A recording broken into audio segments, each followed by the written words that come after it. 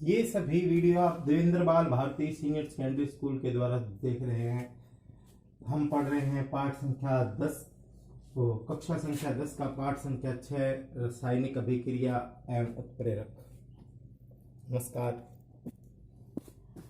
रासायनिक समीकरण किसे कहते हैं? रासायनिक समीकरण किसे कहा जाता है? तो रासायनिक अभिक्रिया को अणु सूत्र या सूत्र व प्रतीक के रूप में प्रदर्शित करना या लिखना कहलाता है रासायनिक समीकरण।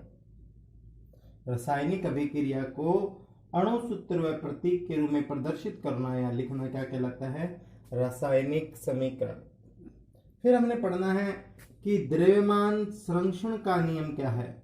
हमने पढ़ा रासायनिक समीकरण, फिर हमने पढ़ना है द्रव्यमान संरक्षण का नियम क्या है। तो आपको बता दिया जाए कि ये हमने लिखा रासायनिक समीकरण C+O2 क्या बन गया?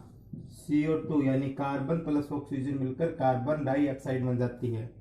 तो जो इस तीर के निशान जिसे इज इक्वल टू कहते हैं उसके इस तरफ होते हैं, क्रिया करते हैं, उन्हें कहा जाता है क्रियाकारक। और जो तीर के निशान के बाद में यानी क्रिया करने के बाद बनता है उसे कहते हैं क्रियाफल या उत्पाद।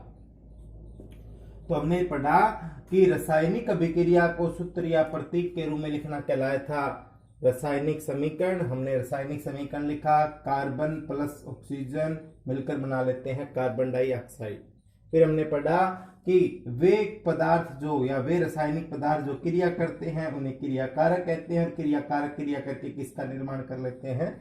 क्रियाफल का। यानी ये दोनों क्या हो गए? क्रियाकारक, और ये क्या कहलाएगा? क्रियाफल। अब सुनो आगे की बात। अब है द्रव्यमान संरक्षण का नियम क्या है। तो द्रव्यमान संरक्षण का नियम क्या कहता है कि किसी भी रासायनिक अभिक्रिया में क्रिया कारकों का द्रव्यमान, इनका कुल द्रव्यमान जो है वो क्रियाफल के कुल द्रव्यमान के बराबर होता है। क्रिया कारकों का द्रव्यमान किसके बराबर होता है? क्रियाफल के द्रव्यमान के। किसी रासायनिक अभिक्रिया में क्रिया कारकों का द्रव्यमान किसके बराबर होता है? क्रियाफल के द्रव्यमान के।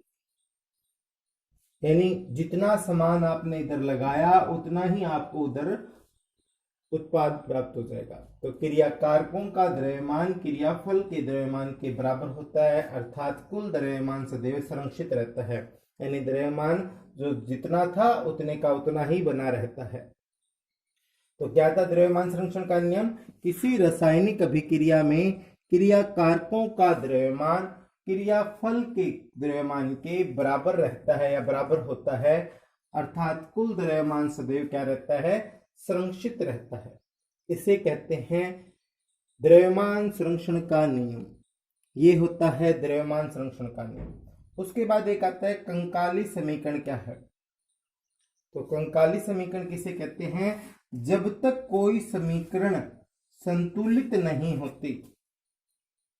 संतुलित का अर्थ क्या होता है? कि क्रिया कारकों का द्रव्यमान क्रियाफल के द्रव्यमान के बराबर करना संतुलित कहलाता है। जब तक कोई समीकरण संतुलित नहीं होती उसे कहा जाता है कंकाली समीकरण। जब तक कोई समीकरण संतुलित नहीं होती उसे कहा जाता है कंकाली समीकरण। और समीकरण संतुलित करने का अर्थ होता है कि क्रिया कारकों का द्रव्यमान क्रियाफल के द्रव्यमान के बराबर करना। फिर हमने पढ़ा कि कंकाली समीकरण जो संतुलित नहीं है वो कंकाली समीकरण है। अब समीकरण जब संतुलित नहीं है तो उसको संतुलित भी करना पड़ेगा। तो उसको याद रखना है, समीकरण को संतुलित करने की विधि का नाम है हिट या एंड ट्रायल विधि, जिसे अनुमान विधि कहा जाता है।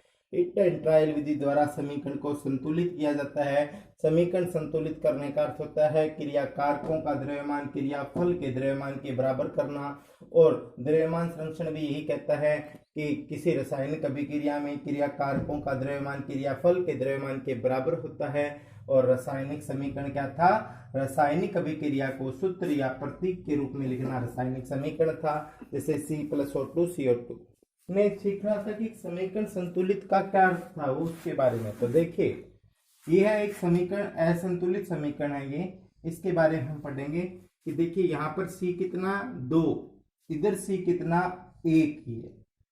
इधर O कितना है, 2 दूनी 4, इधर O कितना है, 2 ही है। अब इधर क्रिया कारकों की संख्या क्रियाफल की संख्या के बराबर करना कहलाता है समीकरण संतुलित, और ये संतुलित नहीं है तो ये कौन सी समीकरण होगी, कंकाली समीकरण। अब देखिए इधर 2c है, इधर 2c करने के लिए क्या लगाएंगे, इसके आगे 2, जो भी चेंज करना है आगे की तरफ।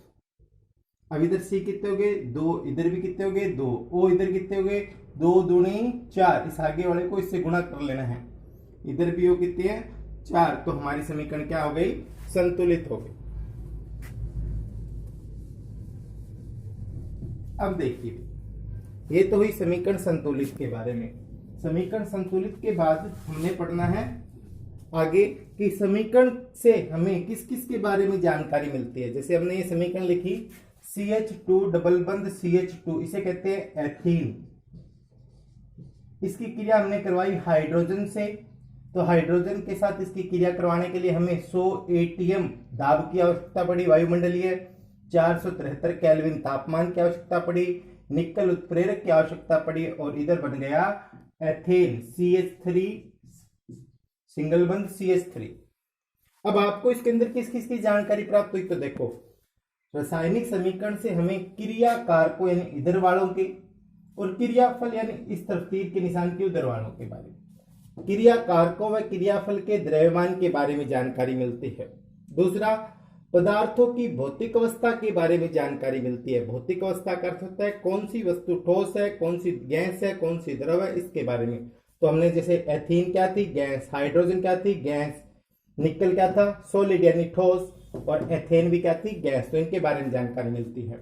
फिर है रासायनिक अभिक्रिया से हमें अभिक्रिया में प्रयुक्त ताप, दाब व उत्प्रेरक के बारे में जानकारी मिलती है। यानी जो चीज हम इसके अंदर काम में ले रहे हैं, ताप, कितना ताप ले रहे हैं, कितना दाब, उसके बारे में। जैसे इसके अंदर 100 ATM वायुमंडलीय दाब काम में लिया, हमें पता चल गया समीकरण देखकर। 473 केल्विन तापमान काम में लिया, पता चला। फिर उसके बाद हमने निकल उत्प्रेरक ध्यान में काम में लिया, तो उसके बारे में जानकारी मिली। फिर है अभिक्रिया के उष्मा शोषी व उष्मा सेपी होने के बारे में जानकारी मिलती है।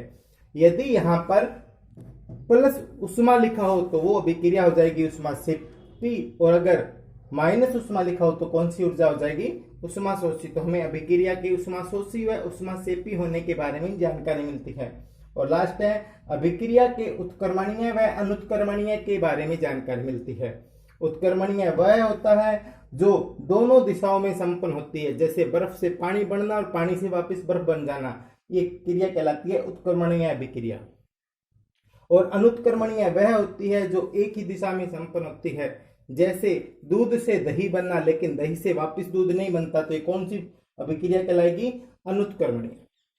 तो हमें रासायनिक अभिक्रिया से क्रिया कारकों और क्रियाफल के द्रव्यमान के बारे में जानकारी मिलती है, पदार्थों की भौतिक अवस्था के बारे में जानकारी मिलती है, अभिक्रिया में प्रयुक्त ताप, दाब व उत्प्रेरक के बारे में जानकारी मिलती है, अभिक्रिया के उष्मा शोषी व उष्मा सेपी होने के बारे में जानकारी मिलती है, अभिक्रिया के उत्क्रमणीय व अनुत्क्रमणीय होने के बारे में जानकारी मिलती है।